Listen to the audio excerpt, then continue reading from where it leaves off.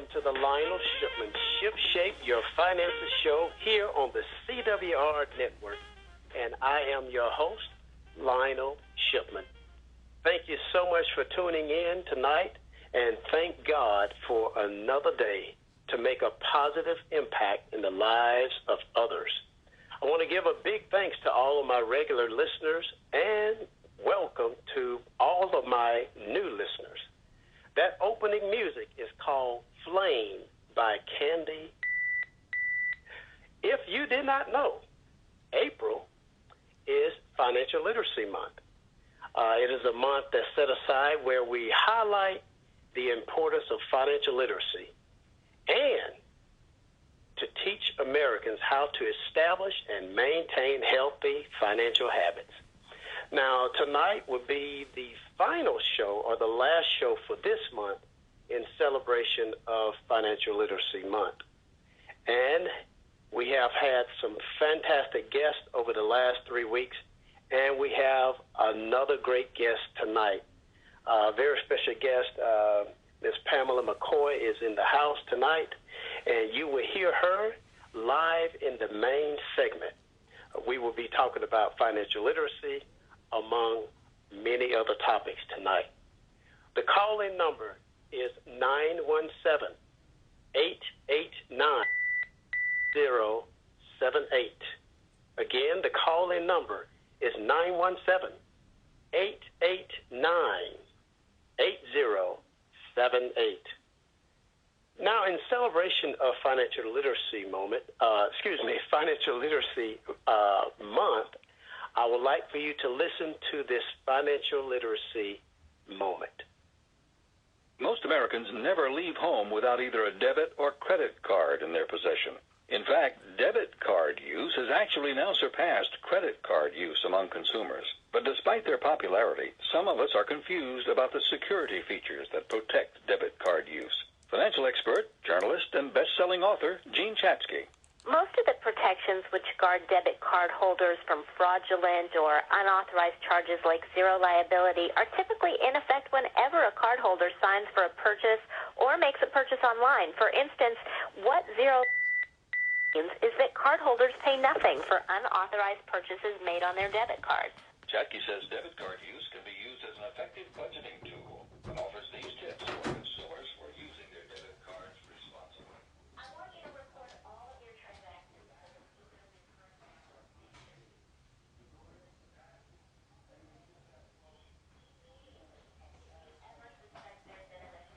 Also, choose a unique PIN and be sure to keep it private. Don't write it down and carry it around with you. More information about debit card security protections is available at practicalmoneyskills.com. I'm Lee Shepard.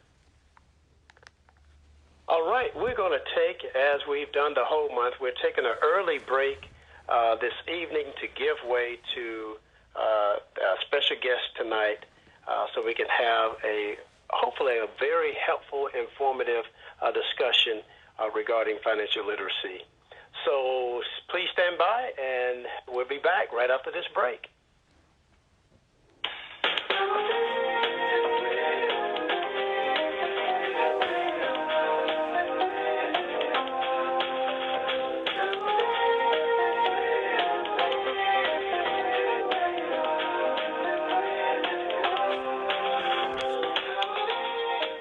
Listening to the Lionel Shipman Shape Your Finances show with host Lionel Shipman on the CWR Network.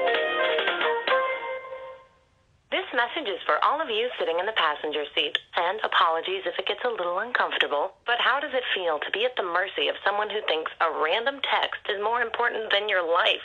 Someone who takes their eyes off the road while speeding along in a 3-ton hunk of steel. Freaky, right? Well, why not just ask them to stop? Or better yet, volunteer to text for them. It might be a little awkward, but believe me, you'll live. Learn more at stoptextstoprex.org. Brought to you by the Ad Council and the National Highway Traffic Safety Administration. It's Thursday night, and you're grabbing drinks with some friends. Started off with a pitcher for the table, which quickly becomes 2. There's pool. And there's the photo booth. All right, everybody squeeze in. Say cheese! Followed naturally by an order of wings. And another. Can we get some extra ranch sauce? Then there's the ceremonial nightcap. So what are we doing this weekend? And lastly, it's back to the car, which, if you're buzzed,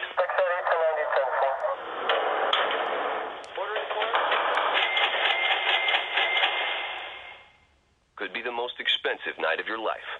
Getting pulled over for buzz driving could cost you around $10,000 in fines, legal fees, and increased insurance rates. Nothing kills a buzz like getting pulled over for buzz driving, because buzz driving is drunk driving. Brought to you by the National Highway Traffic Safety Administration and the Ad Council.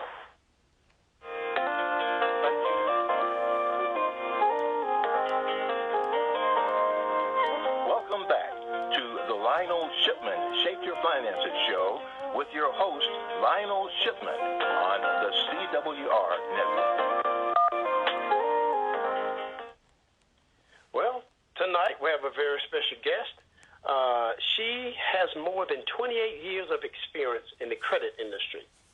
Recognized among top industry professionals, Pamela has been named as one of collection and credit risk top women in credit and collections, and has been nominated for Tampa Business Woman of the Year from 2007 through 2011. She is passionately inspired by her work, and her goal is to strengthen our community, networks, and individuals through delivering powerful credit, educational awareness, and financial literacy tools via financial capability education seminars and one-on-one consultation. She's also an author. Ms. McCoy is often called on by television news and other media broadcasts to provide professional opinion and insight into the world of financial security. She is also the president of BONA5DCC Credit Consultants, LLC. The company provides real solutions toward financial capability education. Let's give a warm welcome to Miss Pamela McCoy. Hello, Pamela. How are you? I am doing well and excited and glad to be here, Lionel. Thank you so much for having me. Oh, you're more than welcome, Pam. I'm glad that you were able to be here tonight. And as I've said, especially over this month, I want to take full advantage of all my guests and their knowledge and their experience regarding financial literacy and in celebration of Financial Literacy Month. So, Pamela, would you please tell our listeners a little bit more about your company, BONA5DCC Credit Consultants, and what you provide for your clients through that? Well, BONA5DCC Credit Consultants was birthed, if you will, in 2008. And at that time, I still was full-time at a credit card bank, vice president of collections, recovery, and fraud, which kept me pretty busy. So I was kind of doing double duty, if you will, wearing multiple hats. But it kind of was a natural progression with what I was doing, of course, being on the collection side of the banking industry at that time. And it provides me an opportunity really to educate, which is the motto of the company, to educate, to empower, to evolve, to enlighten, and enrich each individual or family or organization that I have an opportunity to serve. And that truly is our goal at BONA5DCC Credit Consultants, is really to provide those services and those tools to each and every one that we have the opportunity that we're blessed to get in front of, because everyone can benefit from improving. And I use the term financial capability education as opposed to financial literacy, only because I firmly believe that everyone has some level, some capability as it relates to their finances. And so it's our goal to just come alongside them and build upon that capability that they already have. So with that said, we don't have a cookie cutter curriculum, if you will. Everything that we do is customized based on the audience or the entity that's hiring us to provide the service to them. So it's very relevant to that particular audience. Okay, great. So you work with companies, schools, and things like that? Absolutely. Our clientele is very diverse. We do churches, we do schools, colleges, universities. I spend time with teens and youth as well. I do women's groups and book clubs, and you name it. Because again, you said it kind of in the beginning of your show, everyone really has a need for this knowledge. it's foundational and fundamental in everything that we do, our everyday life. So, absolutely. Yeah. It's almost like I made that statement, money makes the world go round and round. I can say the same thing regarding credit because it involves money and money experiences and everything. So, absolutely. Thank you so much for what the services that you provide. You're quite welcome. Yeah. Now, would you tell us a little bit about, I've asked this question as well, and people have heard me talk about my own experiences, so I'm going to yield the floor. Tell us about your money experience growing up. How was it? Did you have the education where you provided, a lot of financial, knowledge growing up? How was your money experience growing up? Well, my experience, I would have to say it might be a little unique from others, but very foundational, and in terms of the irony of that this ultimately ended up being my profession. My parents were very savvy when it comes to finances. I was not fortunate to be born with that silver spoon in my mouth, as some say. My father was active duty military, so he was enlisted. And so if back in the day, that was not, he was an ultimate millionaire by any stretch of the imagination. But my dad was naturally gifted with the ability to manage money. And I would say, he got his education and degrees and things through the military, but I would say that I would put my dad's knowledge of money against any CFO any day. We used to jokingly say as a kid that my dad could squeeze the buffalo off a nickel. In terms of his ability to budget money, raising a wife and 4 kids, from an airman, and he ultimately did 28 years in the military or what have you. And we lived a decent life. I mean, I've never seen a hungry day, never, been without a roof over my head or clothes on my back, and ultimately had a lot of the things that I wanted, not all the things that I wanted, but a lot that I did. And he taught us a lot about money, what it means, the true meaning, the true cost, how to value money. And in fact, my dad used to always say this one quote. And so when I do a workshop or seminar, I always open it with this quote. And that is that credit cards should be used to buy time and not money. And of course, as a youth, I didn't get that, didn't really understood what that meant as a youth. But he said it often. So one thing I did know is that it was important because he said it often. Yeah.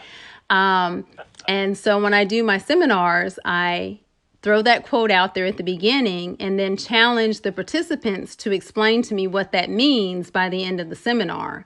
And so I'll say it again, credit cards should be used to buy time and not money. And so I would like to challenge the listeners for the first person who can email me at info@BONA5DCC, that's B as in boy, O as in October, N as in Nancy, A as in Apple, the number 5, D as in dog, C as in cat, C as in cat.com, with the subject definition of quote. The first person to respond to me the correct answer, I will send them an autographed copy of my book. Oh, fantastic! We're gonna love you.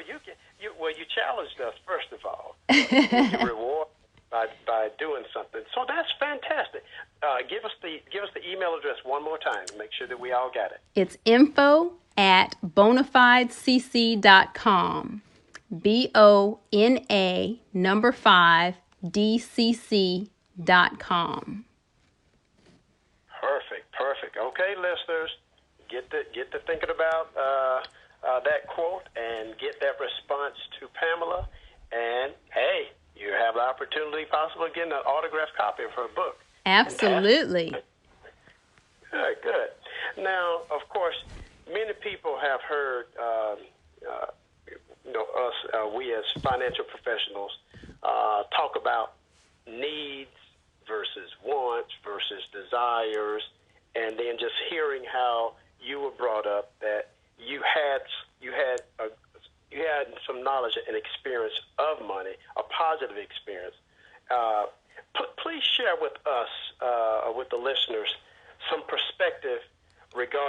needs versus wants versus desires, because sometimes we have a tendency to confuse the two or three, or we're more apt to focus on the wants as opposed to the needs. Okay. Well, what the analogy that I like to use to kind of put it in perspective is water. And that's something that we all can relate to. Our body actually needs water. So that's an undisputed fact that our body needs water to survive. And so that need can be met in several different ways. So the need can be met by tap water, which is free, relatively speaking. And but then we might want to say, a slight little upgrade on meeting that need. That would be, say, the store brand water. The nice brand, the Publix brand, or what have you of the water. That too meets the need, but that costs us a little extra. Then you might upgrade a little further to, say, the Perrier, the Dasani brand type water. Those two meet the need, but they cost even more. And so when you think about it in that perspective, the need is something that is undeniable. It has to be met, but we have to think about how are we going to meet that need. The same can be true when you're thinking about clothing or electronics or what have you. Clothing, yeah, we need clothes on our back, but do they have to be designer clothing? You could buy a pair of black pants from Walmart. You can buy a pair of black pants from, Macy's, or you can buy a pair of black pants off of Rodeo Drive. They all are black pants and will meet the need, but the price tag is very different depending on where you purchase them. And so when you're thinking about that from a financial perspective, as Samuel L. Jackson says in his commercial, "What's in your wallet?" That should define where you get those black pants, not what's in someone else's wallet or who you might be trying to impress by the label in the pants. Your wallet should dictate where you're purchasing those black pants, because you have to live another day, financially speaking. I love how you stated that. I love that analogy regarding the water. It made me think about here in the Bay Area, there was a manufacturing place here, warehouse rather, that made the khaki pants, dress slacks. Right. And they provided for several different brand names. I won't mention the names, but they were the brand name out there. But they also made for the mom and pop or the small retail type shops. And the only difference is, just like you said, the only difference is the label and the price. Exactly. Actually, it was, and this is so neat, so unique, because it was the exact same khakis that were on the high brand name versus the one that we get out of Walmart or where have you. So, you're right. The price point shouldn't matter. It should matter when it comes to the wallet, but meeting the true need, that's where we should be taking it from. And we're so inundated with advertisement, we're so inundated with television, with entertainment, to tell us that we need to have the brand name, we need to have the top of the line, and we are allowing our wallets and our appetite to feed into that. I refer to that as the possession obsession. We can't even see the forest for the trees. We're so obsessed with possessing things that we're not even thinking about the financial impact. Yeah. Just spend just so you can have it. And you hit on something else when you mentioned about purchasing things to impress. And trying to keep up with someone else. I spoke one time and I mentioned that, we see these athletes that are making millions of dollars a year, or we see our favorite entertainer making millions of dollars a year. Now, they can afford, first of all, they can afford to go out and buy the quote-unquote brand name clothes, because a lot of time they're actually modeling those clothes for those brand name, brand labels. Right. But for somebody like us, common people that are making nowhere near $1 million a year or a couple of $1 million a year, we cannot spend like they can spend because we're not making the money that they are making. It reminds me of that quote from my dad. Don't try to live a champagne life on a beer budget. Mm-hmm. Just doesn't. And you know, the irony of it is the more money that you make, i.e. these athletes and celebrities that you speak of, the more money that you make, the less money you have to spend for those things. And what I mean by that is someone, say in Oprah, doesn't have to buy those expensive things because the designer of those expensive things wants her to wear those expensive things so that they can say Oprah's wearing my expensive thing, so that others might desire to wear said thing just because Oprah has it. And, you know, so Joe Schmo, the average Joe, is using his last dollar to buy this thing that Oprah got for free, and who can better afford to pay for that thing? You know, it's crazy, this vicious cycle, when you really think about the financial side of this cyclical obstacle that we run on every day, like hamsters on a wheel. We really just have to get a handle on our finances, and it all starts with our mindset and our clear understanding of how do we, as an individual, as a family, define money. And that really starts with that, what's in your wallet, you know, not what's in my wallet or the neighbor's wallet or your boss's wallet, what's in your wallet, and let that be your guide. Absolutely. I agree totally. Which kind of leads into my another area, you know, that we just finished up the tax season. Hopefully, many of you did receive a tax refund. I was fortunate enough, my wife and I, we received one. And, you know, we've finished that out. I know a lot of CPAs and tax accountants, they're on vacation now because they got I guess the first round completed, or the major round completed for the year. But what do we do at this point, Pamela, seeing that we have either received a tax refund back, or in some cases, some people have had to pay out taxes. But what do we do now? All the hustle and bustle is over. What's going on now with people? What should we do, or what's going on at this point? Well, now that it's over, we kind of start beginning and preparing for next tax season. You know, just a word of caution, if you received a large tax return, I would just caution and say that's not necessarily a good thing, because the ideal scenario is that you're kind of breaking even and as close to zero as you can be, because a large tax return says that you gave Uncle Sam a lot of money to hold for you for 12 months and he just gave it back to you. You could have had that same money on your side of the equation and have invested it and let that money work for you and made a profit on said money over the same 12 months. So need to kind of talk about that. So if that's your situation, give me a call, give your tax preparer a call or something, because you really need to kind of get closer to zero in 2018 tax year. 2018 is going to be an anomaly. We don't really have time to talk about all of that at this time.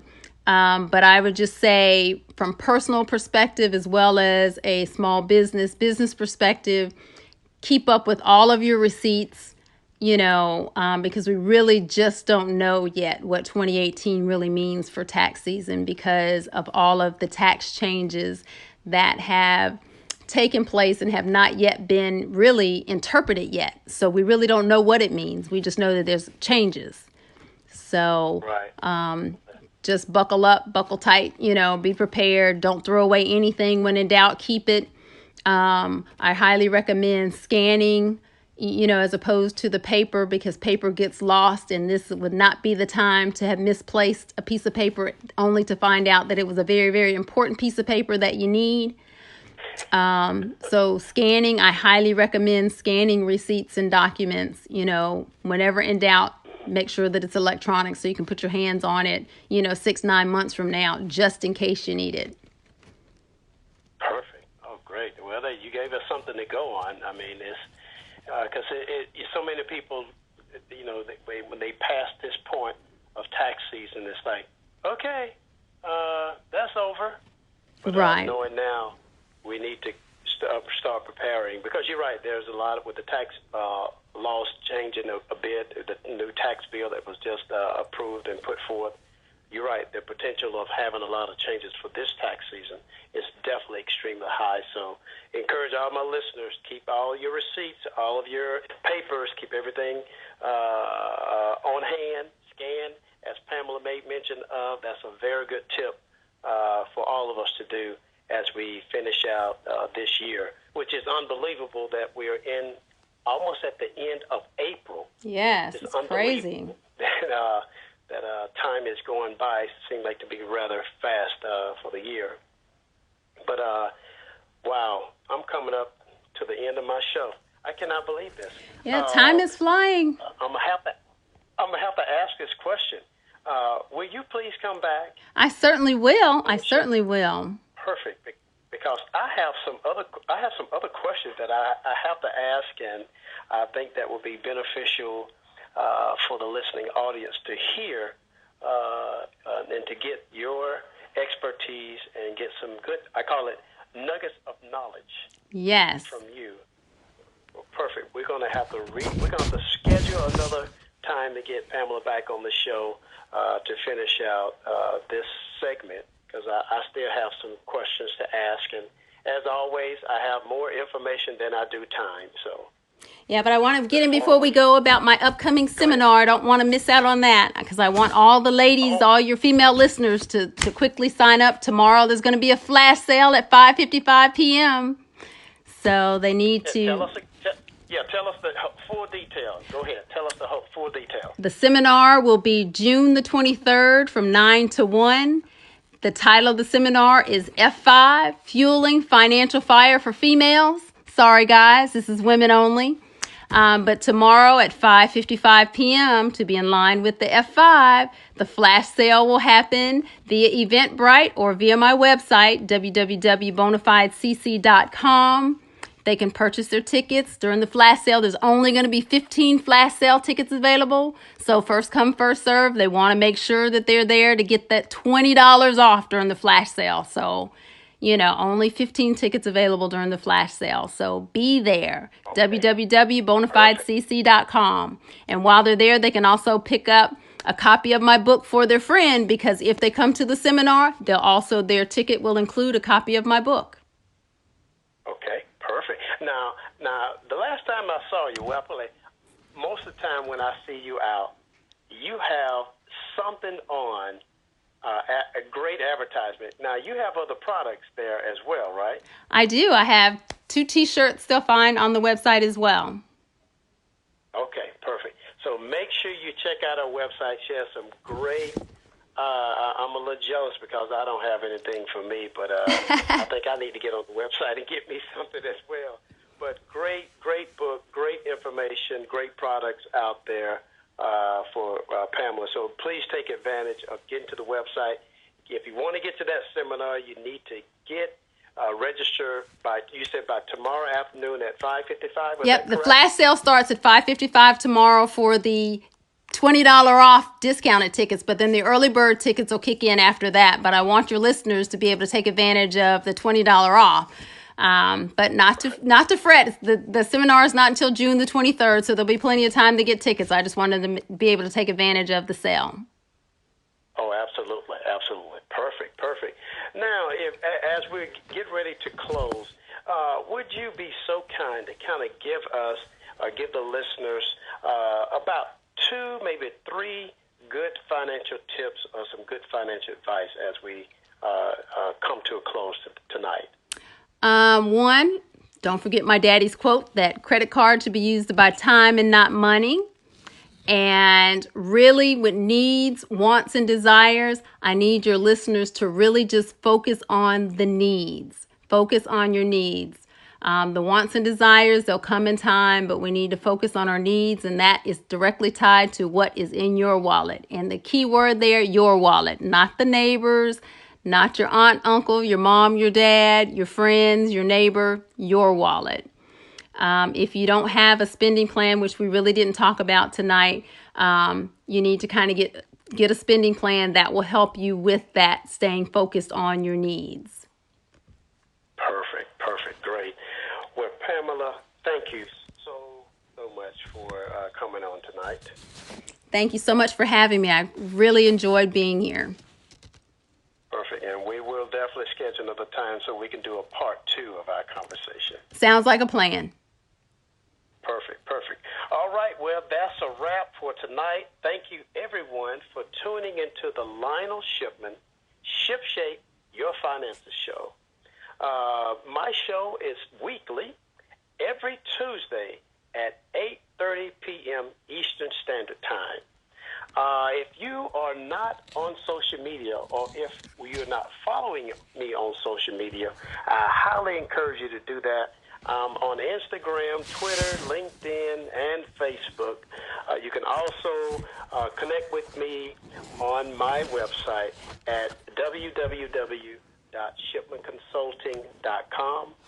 By the way, also, all of these shows here on the CWR network, we are on Google Play, Stitcher, and iTunes. So please feel free to go back and hear some of the past shows.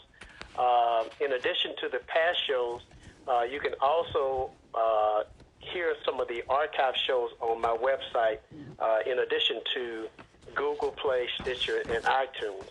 But don't let me dare forget, if you have not signed up for our newsletter, go to the CWRTalkNetwork.com website, click on the orange subscribe button, and subscribe to our newsletter.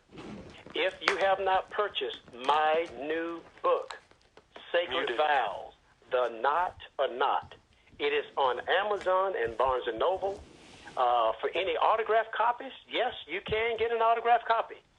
You can request it on my website at www.shipmanconsulting.com. Now, remember these words regarding your money and your life. Give cheerfully, spend carefully, and invest wisely. Now, let's go out with a little Old School by Huge Groove. Talk to you next week.